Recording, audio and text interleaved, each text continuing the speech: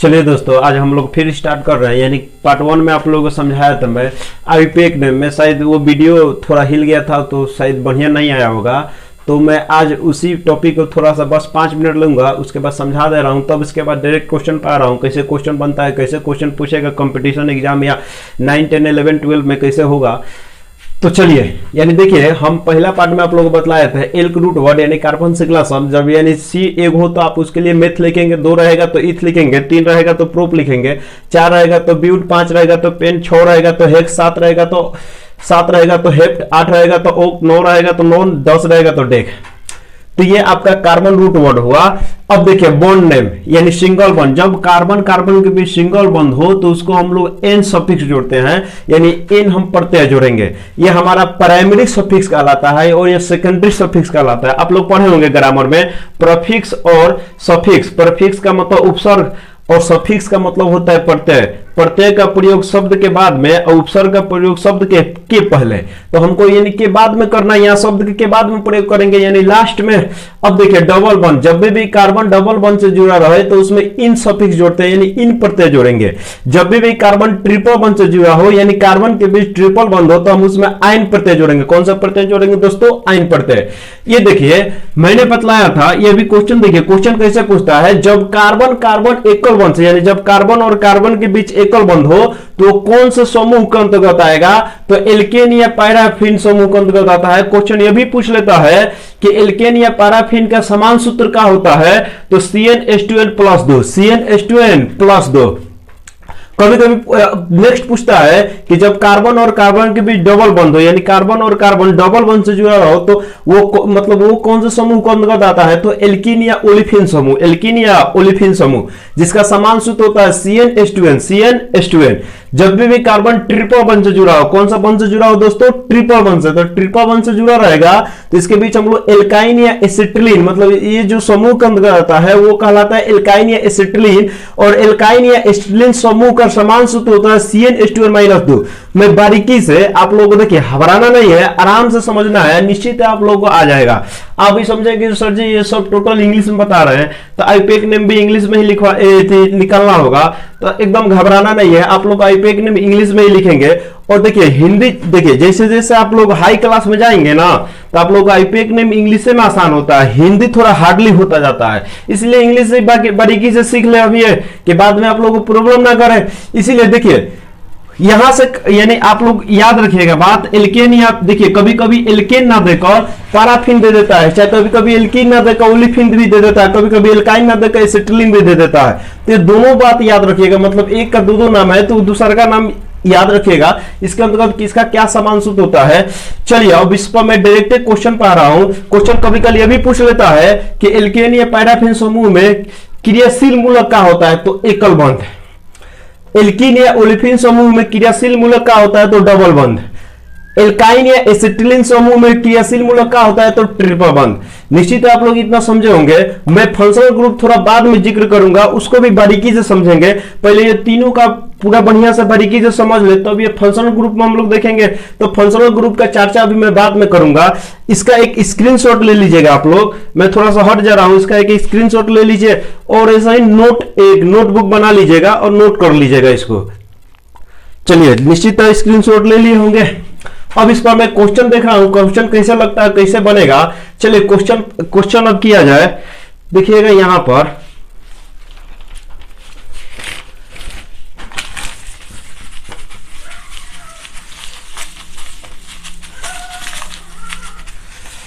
चलिए देखिए आईपीएक नेम कैसे बनता है। मैं पहले यानी आप लोगों का एकल बंद, तब डबल बंद, तब ट्रिपल बंद, फिर आपका डबल बंद और ट्रिपल बंद दोनों एक में हो तब कैसे बनाएंगे, तब फंक्शनल ग्रुप आएंगे। पहले हम बारीकी से देखिए, मैं तो ऑफलाइन क्लास बेच में पढ़ाया भी होगा तो समझ ले। जैसे मान लीजिए कि जो पढ़ लिया होता है थोड़ा सा बोरिंग होता है, लेकिन यूट्यूब के प्लेटफॉर्म पर आया हूं तो आपको बारीकी से समझाना मेरा फर्ज है। क्लियर है ना जी?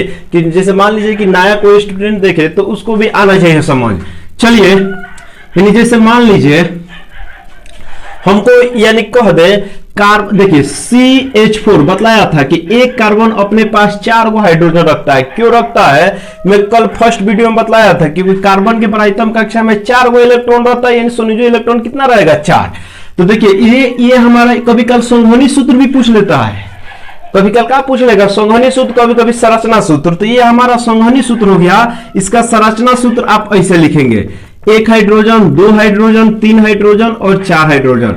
मतलब ना कार्बन 1 है और अपने अगल बगल 4 हाइड्रोजन को रखा है। लेकिन इसका आप लोग लेवी-जोस स्ट्रक्चर निकाले होंगे। लेवी-जोस स्ट्रक्चर इलेक्ट्रॉन बिंदु संरचना, इलेक्ट्रॉन बिंदु संरचना कहता है ना कि कार्बन जो होता है अपने बढ़ाइतम कक्षा में 8 इलेक्ट्रॉन रखता है। तो देख लीजिए, गिन लीजिए, आप लोग समझे होंगे। थोड़ा लेवी-जोस स्ट्रक्चर में अलग से एक पार्ट बना दूंगा कि वो क्या कहलाता है, क्या नहीं, कैसे समझते हैं, इलेक्ट्रॉन बिंदु संरचना कैसे निकल जाता है, वो भी बारीकी से समझ लेंगे। देखिएगा यहाँ पर ये कार्बन यानी ये पाही है ना जी, ये जो यानी रेखा खींचे है, ये 2 इलेक्ट्रॉन को जिक्र कर रहा है। तो 2, 2 4, 2 6 और 2 कितना हुआ 8, मतलब बढ़ाइतम कक्षा में 8 इलेक्ट्रॉन होता है। और हाइड्रोजन को 2 इलेक्ट्रॉन चाहिए। कितना चाहिए दोस्तों 2। तो 1 और 2, 1 हाइड्रोजन रहता है ना, बढ़ाइतम कक्षा में 1 ही इलेक्ट्रॉन रखता है, लेकिन ये इसका मतलब नहीं होता, अष्टक पूरा करने के लिए 2 इलेक्ट्रॉन रखता है। तो 1 और कितना हुआ 2।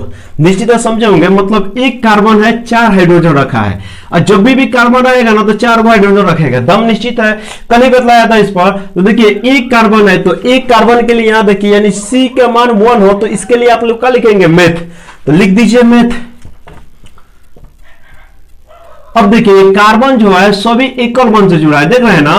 तो जब भी कार्बन और कार्बन के बीच एकल बंध हो तो कौन सा प्रत्यय जोड़ेंगे, सफिक्स एन प्रत्यय। तो यहां पर एन लगा दीजिए, इसी को कहते हैं मीथेन। क्या कहेंगे, मीथेन।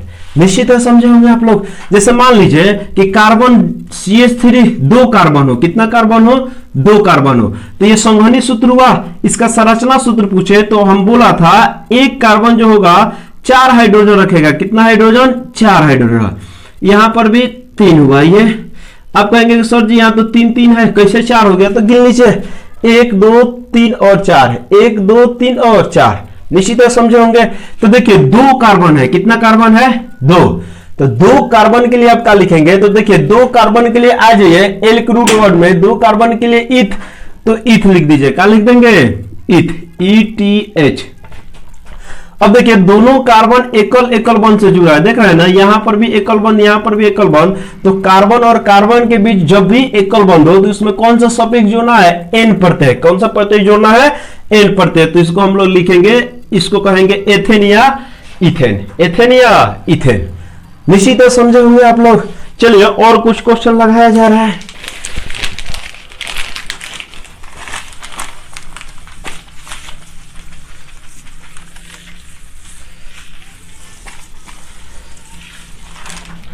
देखिए जैसे मान लीजिए कि अब देखिए जैसे मान लीजिए कि यहां हम CH3 CH2 और CH3, अब मैं जब क्वेश्चन लिखूंगा ना तो आपका हम H अब मैं निगलेक्ट कर दूंगा, छोड़ दूंगा। मतलब आप समझ जाइएगा ना कि H 3 गो यानी 1 कार्बन के पास 4 गो हाइड्रोजन है, निश्चित है। मतलब अब इसी को मैं शॉर्टकट में इसे लिख दूंगा।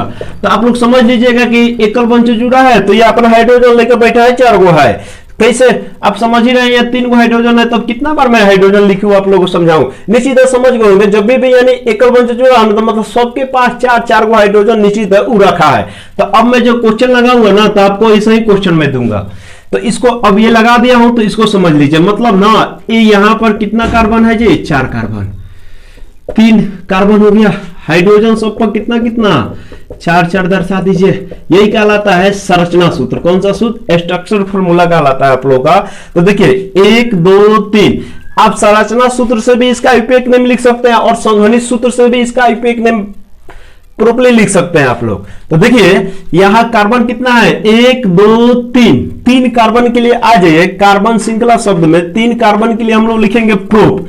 क्या लिखेंगे दोस्तों, प्रोप। अब देखिए कार्बन के बीच निश्चित एकल बंध जुड़ा है। कौन सा बंध जुड़ा है, एकल बंध। तो एकल बंध लिखने के लिए देखिए जब भी कार्बन और कार्बन के बीच एकल बंध जुड़ा हो तो कौन सा प्रत्यय जोड़ेंगे, एन प्रत्यय। इसी को कहेंगे प्रोपेन। क्या कहेंगे दोस्तों, प्रोपेन। अब कहेंगे कि सर जी ये कैसे इसका प्रोपेन का समान जो CnH2n+2 लिख दिया आप, आज ये उसको पर हम प्रूफ कर ले।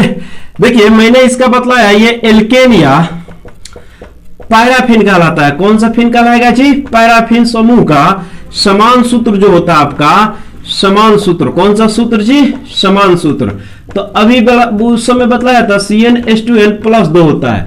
मतलब कहने का तात्पर्य है ना, कार्बन कितना है, C कितना है, 1 2 3, तो मतलब ना आप यहाँ n के जगह पर 3 लिखेंगे, कितना लिखेंगे 3।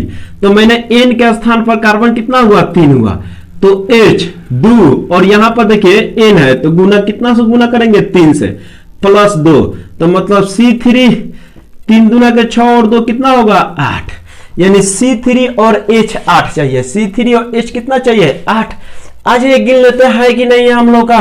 तो देखिए 1 2 3, सब लोग समझिएगा 1 2 3 4 5 6 7 और 8, H 8 हुआ और C कितना हुआ 3।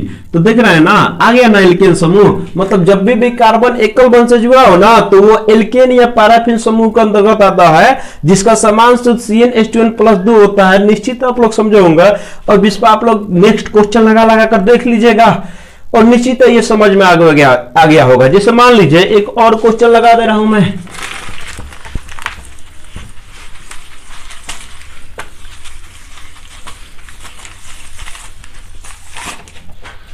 देखिए यहां पर सभी लोग समझिएगा, जैसे मान लीजिए कि हम 4 5 ऐसे ही कार्बन लिख दिए, 1 2 3 4 5 है, मतलब सब हाइड्रोजन रखा है 4 गो कार्बन। तो देखिए अब मैं यहाँ पर CH3 CH2 CH2 CH2 CH3 नहीं लिखूंगा, H नहीं लिखूंगा, मैं निगलेक्ट कर दिया। यानी आप समझ लेंगे कि कार्बन वहां हाइड्रोजन है, रखा हुआ कार्बन अपना हाइड्रोजन, यानी जितना चाहिए वो उसके पास है, उपलब्ध है, एक्यूरेट है, क्लियर है ना जी। तो देखिए 1 2 3 4 5 कितना कार्बन है 5, 5 के लिए क्या लिखेंगे पेंट लिख दीजिए। अब देखिए 5 कार्बन हुआ, पेंट लिख दिया। और कार्बन कार्बन देखिए एकल बंध से जुड़ा है कि नहीं जुड़ा है। जब भी कार्बन एकल बंध से जुड़ा हो तो उसमें कौन सा प्रत्यय जोड़ेंगे N प्रत्यय, जोड़ दीजिए N प्रत्यय, यानी पेंटेन हो गया ना। निश्चित समझे होंगे। अब चलिए मैं अब डबल बंध पर आ रहा हूं, आप लोग बारीकी से इसको घर जब यानी कंप्लीट हो जाएगा क्लास तो आप लोग नेक्स्ट क्वेश्चन लगाकर बना लीजिएगा। देखिएगा ऑफलाइन और ऑनलाइन में बस यही बशर्ते अंतर होता है कि देखिए ऑफलाइन में फिर भी हम लोग सर्टिफाइड होता है कि कहां स्टूडेंट को प्रॉब्लम होगा वहां बारीकी से हल कर देते हैं। लेकिन ऑफलाइन बैच में क्या होता है कि जो भी ऑनलाइन वाले टीचर होते हैं, देखिएगा ऑफलाइन जब भी पढ़ाएंगे ना कोई टीचर, तो ऑफलाइन में वो स्टूडेंट का चेहरा देखकर बतला देते हैं कि ये क्वेश्चन जो है समझ में आया है कि नहीं आया है। फिर भी आप लोगों को कोई दिक्कत हो मैं तो ऐसा हैंडल करूंगा कि आप लोगों को प्रॉब्लम ना हो, बशर्ते क्योंकि ऑलरेडी मैं ऑफलाइन बहुत सारा बैच चलाया हूं, है ना जी। तो कहां लड़का का प्रॉब्लम होगा ऑलरेडी मैं जान रहा हूं। फिर भी मैं अगर आप लोगों को फिर भी कोई प्रॉब्लम हो जाए ना तो कमेंट में यानी आप लोग थी जो भी प्रॉब्लम हो कमेंट कर दीजिएगा, उसको मैं नेक्स्ट पार्ट में बतला दूंगा। चलिए अब देखिए जब कार्बन डबल बन पा रहे हैं, जैसे मान लीजिए 2 कार्बन है, यानी कहने का तात्पर्य हुआ ना यहां पर CH2 ये भी CH2, मैंने अब बोल दिया H नहीं लिखूंगा, यानी एक कार्बन 4 गो हाइड्रोजन रखेगा तो रखेगा। यानी इसका संरचना सूत्र आप लोग थोड़ा सा समझ लीजिएगा। एक हाइड्रोजन इधर हो गया, इधर हो गया, चाहे आप ऐसे भी लिख दीजिए। देखिए 1 2 3 4, 1 2 3 4, मतलब 4 हाइड्रोजन है, समझ गए होंगे। कार्बन कितना है 2 है कार्बन, 2 कार्बन के लिए क्या लिखेंगे इथ लिख दीजिए। क्या लिख देंगे आप इथ। अब देखिए 2 कार्बन के लिए आप इथ लिख दिए और देखिए कार्बन के बीच कौन सा बंध है जी डबल बंध। और जब डबल बंध है तो कौन सा प्रत्यय जोड़ना है इन प्रत्यय। इसी को कहा जाता है एथिन या इथिन। क्या कहा जाएगा एथिन या इथिन। निश्चित है समझे होंगे। अब मैं यहां पर एच आपका नेगलेक्ट करूंगा, क्लियर है ना जी। कितने बार एच लिखे निश्चित आप लोग समझ गए होंगे। अब देखिए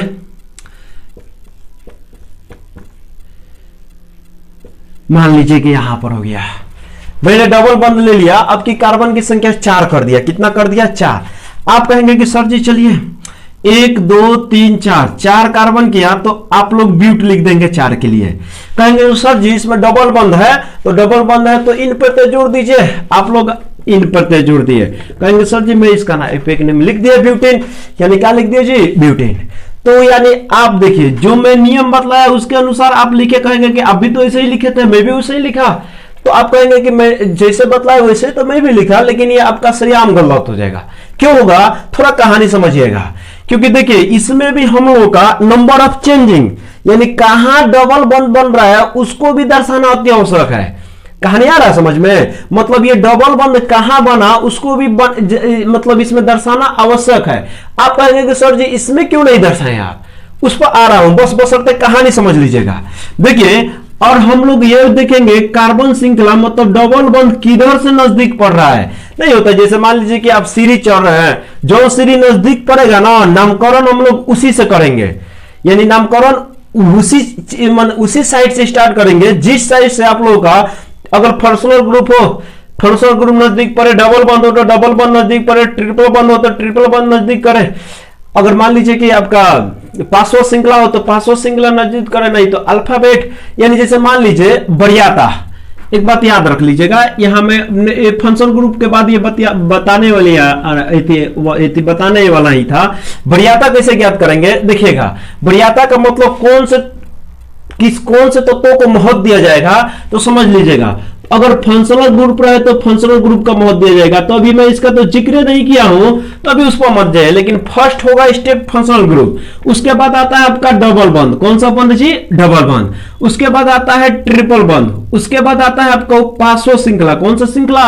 पांचवा श्रृंखला, यानी साइड चेंज। और उसके बाद आप लोग का आता है पांचवा श्रृंखला हुआ, और उसके बाद आता है अंग्रेजी वर्णमाला। कौन सा वर्णमाला? अंग्रेजी वर्णमाला, यानी अल्फाबेट में किधर से नजदीक पड़ेगा, तो ये वरीयता हुआ। मतलब तो हम कौन से तत्वों का महत्व देंगे, तो देखिए इसमें तो फंक्शन ग्रुप का मैंने जिक्र नहीं किया। फंक्शन ग्रुप के बाद है डबल बंद। कौन सा जी? डबल बंद। तब डबल बंद किधर से नजदीक पड़े उधर से गिनती किया जाए। तो देखिए मैं इधर से चला, मतलब इधर से और उधर से दोनों बगल से चलकर देख लिया जाएगा, 1 2 3 और 4। तो देखिए मैंने जब इधर से चला तो देखिएगा यहां, देखिए अब यहां जो बन रहा है डबल बंद 2 और 3 के बीच में मिल रहा है। 2 और कहां मिल रहा है जी? 3 के बीच में। तो जो पहले होगा ना उसी का यानी महत्व दिया जाएगा, यानी 2 पर। किस पर गिनती करेंगे? 2 पर। अब देखिए थोड़ा इस साइड से चला जाए, मतलब मैं लेफ्ट साइड से स्टार्ट किया तो 2 पर। अब थोड़ा राइट साइड से स्टार्ट करके देख लिया जाए तो 1 2 3 और 4। इधर से भी कितना पर बन रहा है जी? 2 और 3 पर। तो मतलब इधर से भी 2 पर। तो आप इधर से नाम लिखिए चाहे इधर से लिखिए, बतिया तो बराबर ही पड़ेगा। कहानी समझ गए कि इधर से भी 2 पर, इधर से भी 2 पर, नाम में कोई चेंजिंग नहीं होगा। आप इस साइड से नाम लिखिए चाहे इस साइड से नाम लिखिए। तो देखिए मैं लेफ्ट साइड से लिख रहा हूं, कार्बन 1 2 3 4, 4 कार्बन है तो 4 के लिए आप ब्यूट लिख दिए। क्या लिख दिए? ब्यूट। एक बात याद रखेगा, जब भी आप लोगों को संख्या रहे तो संख्या के बीच कामा का प्रयोग करेंगे। किसका प्रयोग करेंगे? कामा का। और जब भी आप लोगों का यानी शब्द और शब्द हो, यानी अंक और अंक बीच हो, यानी अंक और अंक बीच हो, तो उसके बीच कामा, और शब्द के बीच यानी जैसे मान लीजिए अंक और अंक लिखना है, तो जब भी अंक और अंक लिखेंगे तो उसके बीच आप लोग कामा का प्रयोग कीजिएगा। और अंक और संख्या के बीच में किसका जी? अंक और संख्या के बीच में आप हाइफन का, यानी इसे हाइफन कहा जाता है, डैश का प्रयोग करेंगे। किसका प्रयोग जी? डैश का। तो देखिए आप 1 2 3 4 कार्बन है, 4 के लिए ब्यूट लिख दिए। अब देखिए ब्यूट के बाद कहां बन रहा है जी? 2 पर। कहां बन रहा है? 2 पर। तो देखिए यहां पर यानी आपका संख्या हो गया, और उसके बाद अंक लिखना है तो डैश 2। अब देखिए 2 पर हो गया, फिर आपका डैश। अब देखिए 2 पर बन रहा है, कौन सा प्रत्यय जुटेगा? इन प्रत्यय। कौन सा प्रत्यय? इन प्रत्यय। तो यानी but two in, but two इन। ये हुआ आप लोग का कंप्लीट नाम। कौन सा नाम जी? कंप्लीट नाम। निश्चित है समझे होंगे। इसको एक बार और समझ लीजिएगा, मैं इस पर और 2-3 क्वेश्चन करा रहा हूं, देखिएगा।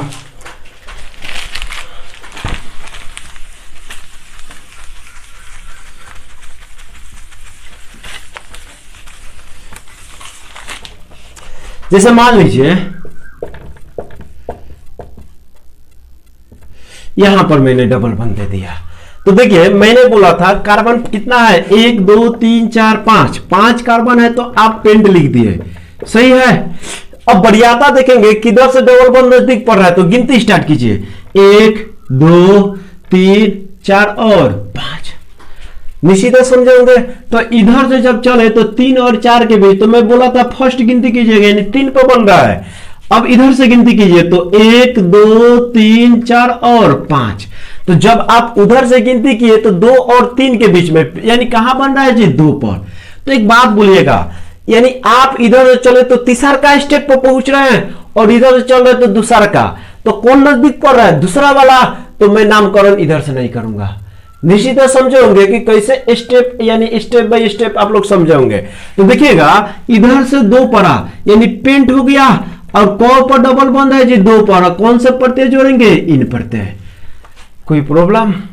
चलिए एक और क्वेश्चन लिया जा रहा है, जैसे मान लीजिए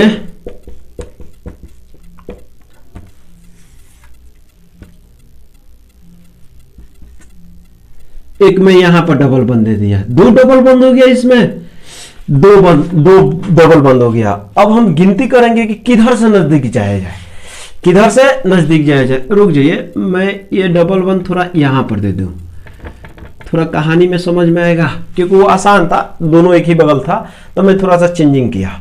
अब देखिए, तो अब इसका आईपीएक नेम लिखा जाए तो देखिए कार्बन कितना है, 1 2 3 4 5 6 7। 7 के लिए आप क्या लिखते हैं, हेप्ट, लिख दीजिए हेप्ट।